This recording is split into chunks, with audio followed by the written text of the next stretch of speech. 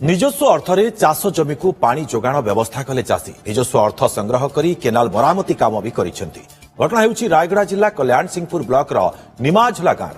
ପ୍ରଶାସନ ନିକଟରେ ବାରମ୍ବାର ଗୁହାରି କରି ନିରାଶ ହେବା ପରେ ଗ୍ରାମବାସୀ ନିଜେ କେନାଲ ମରାମତି କାମ କରିଛନ୍ତି। ତିନୋଟି ଗାଁ କୁରାଡି, ବାଲିପଦର ଏବଂ ନିମାଝୋଲାର ଚାଷୀମାନେ ବୈଠକ କରି ପ୍ରତି ଘରୁ ଟଙ୍କା ଆଦାୟ କରିଥିଲେ। ସେହି ଅର୍ଥରେ ସିମେଣ୍ଟ, ବାଲି ଓ ଚିପ୍ସ କିଣି ନିଜେ ଶ୍ରମଦାନ କରି କେନାଲ ସଫା ଓ ମରାମତି କାମ କରିଛନ୍ତି। ଏହି କେନାଲରେ ପ୍ରାୟ 900 ଏକରରୁ ଅଧିକ ଚାଷ ଜମି ନିର୍ଭର କରିଥାଏ।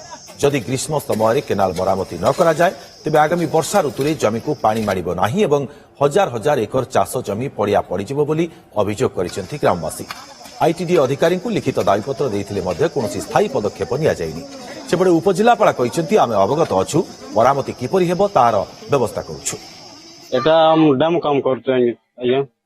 ଆମର ପାଣି ନେବାକୁ ଲିକ୍ ହେଇଯାଉଛି, ସେଟା ପାଇଁ ଆମେ ପଇସା କରି କାମ କରୁଛନ୍ତି ଆଜ୍ଞା। ଗାଁର ରାଇତ ମାନେ ଆମେ 3 ଖଣ୍ଡ ଲୋକ ବାଲିପଦର, ନିମାଜଲା, କୁରାଡି ହେଇକି ବର୍ଷା ହେଇଗଲା ଆହୁରି ପାଣି ଆଇବ ନାହିଁ ବୋଲିକରି ଆମେ ପଇସା କରି କାମ କରୁଛୁ। ସିମେଣ୍ଟ, ମେଟାଲ, ବାଲି ଆଣିକରି PITD ଏବଂ ଇରିଗେସନ ଡିପାର୍ଟମେଣ୍ଟ ଅଫିସିଆଲଙ୍କ ସହିତ ମୁଁ କଥା ହେଇଛି। ସେଟା କେଉଁ ମାନେ କେତେ ଶୀଘ୍ର ଆମେ ତାକୁ ମାନେ ରିପେୟାର କରିପାରିବୁ। ଯେମିତି ଆପଣ କହୁଛନ୍ତି କି ଗାଁ ଲୋକମାନେ ନିଜେ ହିଁ ପଇସା ଦେଇ କରୁଛନ୍ତି, ଆମର ସରକାରଙ୍କ ତରଫରୁ ଆମେ ହିଁ କରେଇବୁ। ଆମେ ପଠଉଛୁ ଆମର ଇରିଗେସନ ଡିପାର୍ଟମେଣ୍ଟ ଏବଂ PITDଙ୍କର ଅଫିସିଆଲକୁ ପଠଉଛୁ।